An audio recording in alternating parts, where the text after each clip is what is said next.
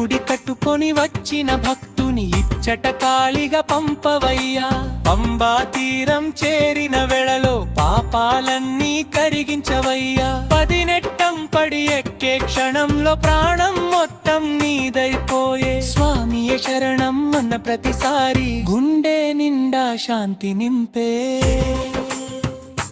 ముగింపు నీ దయ ఉంటే చాలు స్వామి, బాధలన్నీ భస్మమయ్యే. చివరి శ్వాసలోనూ నీవే.